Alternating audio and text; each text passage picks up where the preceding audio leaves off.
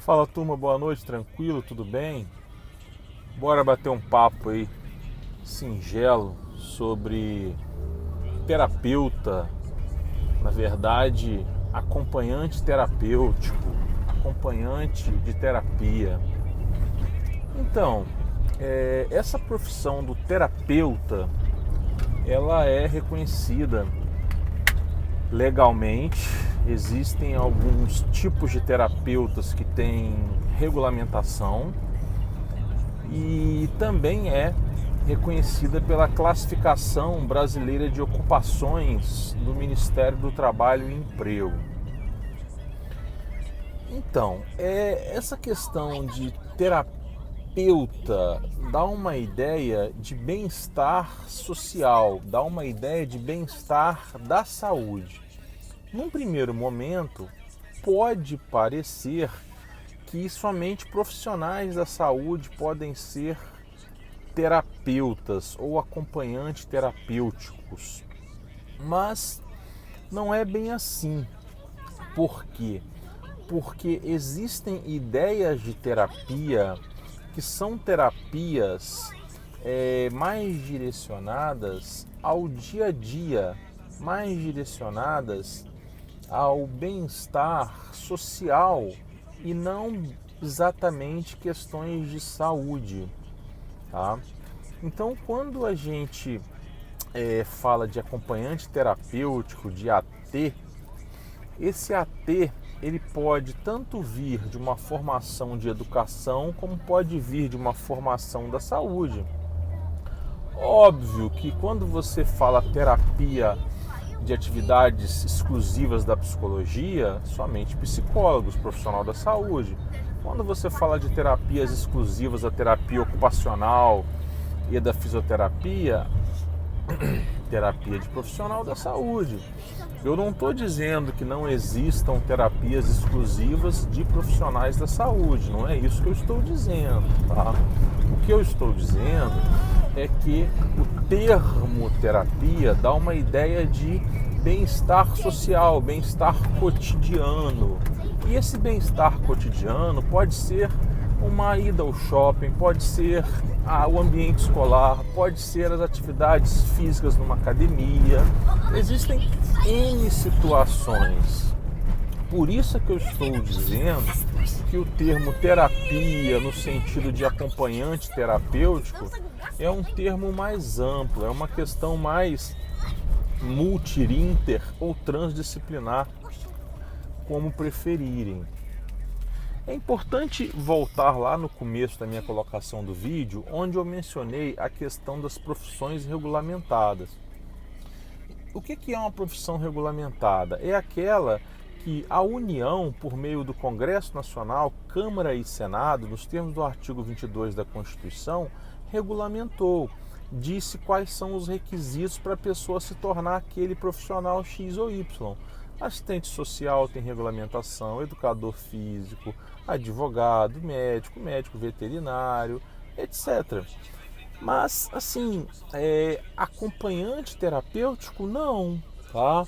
Analista do comportamento, embora tenha o seu reconhecimento junto à classificação brasileira de ocupações, não é uma profissão regulamentada ainda. Então, quando nós falamos de terapia, de acompanhante terapêutico, em especial para os autistas, que é o foco desse vídeo, feito essa explanação toda inicial aí de 4 minutos, nós temos que pensar de duas maneiras. Não importa a nomenclatura, tá? Pelo menos para esse vídeo. É claro que a nomenclatura importa, mas para esse vídeo não é o mais importante. Eu quero que vocês me entendam. Eu vou chamar assim, o acompanhante terapêutico ou AT ou aplicador de programas, aquele profissional que aplica programas ABA, aquele profissional que é supervisionado por um analista do comportamento, aquele profissional que é supervisionado, que trabalha em conjunto com a equipe multidisciplinar daquele paciente. Equipe multidisciplinar essa que o ideal é ter na sua composição um analista do comportamento, um fonoaudiólogo e um terapeuta ocupacional, pelo menos esses três, tá? Pelo menos esse pilar. E aí, essa equipe tem o seu AT, ou tem os seus ATs, né? Tem os seus ATs, o seu AT, que normalmente são estudantes de psicologia, de fonoaudiologia, de terapia ocupacional, e outras áreas, até mesmo pedagogia, não importa, que aplicam os programas que essa equipe desenvolve para aquela criança, normalmente no contraturno ao turno escolar. Se a criança estuda de manhã, esse AT aplica os programas no período vespertino. Pode ser em casa, pode ser na clínica. Esse é o que eu chamo de AT, de acompanhante terapêutico, tá? Bem, é mais interessante que esse acompanhante terapêutico venha da área da saúde, mas não necessariamente. Você pode ter um AT até só com 2º grau, ou até só com 1º grau, porque eu entendo que a formação desse AT, aplicador de programas ABA, não tem como requisito para a formação desse AT ele ser psicólogo, ele estar estudando psicologia, fonoaudiologia, terapia ocupacional, etc, etc, etc. Porque, como eu disse, a análise do comportamento é uma ciência autônoma. Se ela é autônoma, ela tem as suas próprias bases, seus próprios princípios, conceitos, fundamentos históricos, etc. É uma ciência que surgiu dentro da psicologia. Skinner, um dos pais da análise do comportamento, fez pós-graduação stricto sensu, doutorado em psicologia, mas nem psicólogo ele era, a título de graduação, por exemplo. Mas enfim, essa é uma outra discussão. Então, é interessante que esse AT tenha uma formação, uma experiência ou uma aptidão por questões de saúde, tá? Ou venha da área da saúde, mas nada impede que venha de outra área, porque a formação é uma formação autônoma desse AT, tá? Quanto mais bem preparado ele for dentro da ideia da análise do comportamento, melhor AT ele será, tá? Nada impede que um AT aplicador de programas venha de uma formação em educação, letras, pedagogia, ou uma formação mais mista, uma psicopedagogia, nada impede. Tá? Porque o importante é a formação e análise do comportamento. Vejam bem, eu estou falando para aquelas famílias, para aquelas equipes multiprofissionais que acreditam na análise do comportamento, que trabalham com a análise do comportamento, que é a ciência com maiores evidências científicas, que é a ciência que tem se mostrado há décadas mais eficiente para a intervenção dos autistas, é a ciência com melhores resultados. Enfim, esse é um tipo de profissional, tá? É o AT.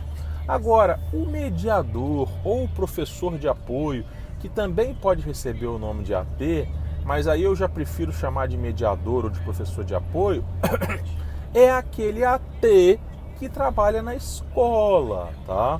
Esse AT que trabalha na escola, seguindo o mesmo raciocínio retro, ele é interessante que ele venha de uma formação de pedagogia, letras, de ambiente escolar, que ele já tenha aptidões para o ambiente escolar, que ele já tenha mais afinidade com o ambiente escolar, etc. Mas, repito, nada impede que ele venha da área da saúde, blá, blá, blá, ou que ele tenha só 1º ou 2º grau, blá, blá, blá, porque o mais importante é que ele tenha formação em análise do comportamento.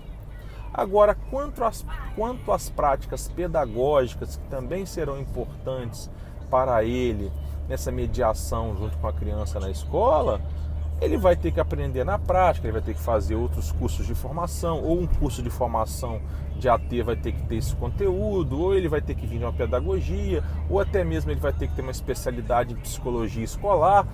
Não importa, aí vai depender, são N contextos, N variações.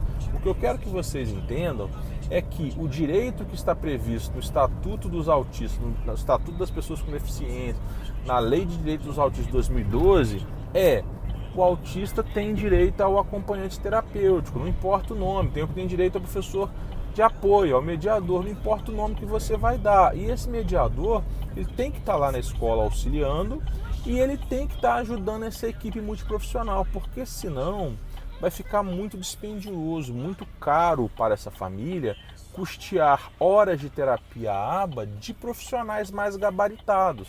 É muito mais interessante, é muito mais viável, é muito mais eficiente que essa família pague as horas do AT, entendem? Então é importante que vocês dividam esse mediador e esse AT em dois tipos de profissional. Ele pode até ser o mesmo, o que não é muito interessante para a criança, porque é interessante que ela tenha variações. Mas esse AT que trabalha de repente com o Joãozinho aplicando programas, nada impede que ele acompanhe o Pedro na escola no outro turno. Né? Ele pode ter essa formação dupla, ele pode ter essa experiência dupla, essa capacidade técnica dupla. Agora, um bom curso de formação, ele tem que ter essa divisão, né? Digamos, ele tem que ter ali uns conteúdos, uns módulos básicos, iniciais, onde serão abordados disciplinas comuns a esses dois tipos de trabalho, aos dois tipos de ATs, né? Princípios, fontes, conceitos da análise do comportamento, noções pedagógicas, noções de terapia, blá blá blá. E aí depois você tem 3, 4 módulos ali, alguns módulos para o AT aplicador de programas e 3, 4 módulos, eu estou falando hipoteticamente, para o acompanhante terapêutico, o AT, o mediador dentro da escola. Né?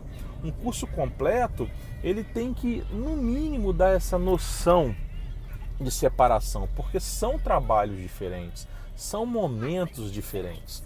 Óbvio, cada autista é de um jeito, cada realidade é de um jeito, cada equipe multiprofissional vai fazer uma recomendação, blá blá blá. Tem autistas que nem a escola vão, blá blá blá. Eu sei disso tudo, pessoal, tá? Só estou dizendo que tá, em linhas gerais, via de regra, tá, os trabalhos são diferentes. O AT que aplica programas para o autista é uma coisa, já o mediador que até aplica programas na escola também, mas está muito mais voltado para a interação social dessa criança na escola, muito mais voltado para a adaptação do currículo escolar e das avaliações para a criança da escola, é outro, são trabalhos distintos, são trabalhos diferentes. E ainda tem uma terceira pegada, uma terceira vertente dos ATs, né? Que são aqueles que vão acompanhar a criança, como eu já disse, o autista, como eu já disse, em outras atividades do cotidiano, do dia a dia. Você pode ter um AT que acompanha a criança ali nas atividades de casa do final de semana, você pode ter um AT que acompanha as crianças nas atividades físicas numa academia, numa aulinha de futebol, blá blá blá, nas idas ao shopping, enfim, tá? E aí a gente já estaria falando de repente de um AT que, se viesse uma educação física, seria mais interessante, se viesse uma terapia ocupacional, seria mais interessante para as atividades do dia a dia, enfim, tanto faz. Mais interessante, ou pelo menos isso, mais interessante por questões de aptidão, tá? Porque a análise do comportamento aplicada em si, ela abrange atividades diárias, ela abrange N coisas, né? Mas então é isso, tá, pessoal?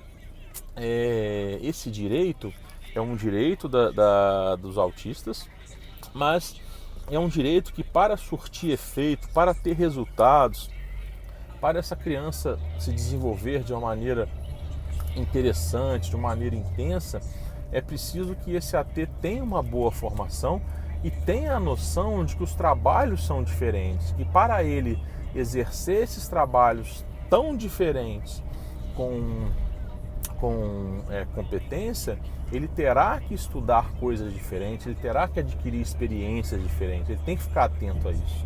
Aplicar programas em casa, no domicílio do autista ou nos consultórios é uma coisa. Acompanhar a criança na escola é outra coisa, são outras atividades. Embora, como eu tenha dito já, como eu já disse, a base de formação, né, é a mesma.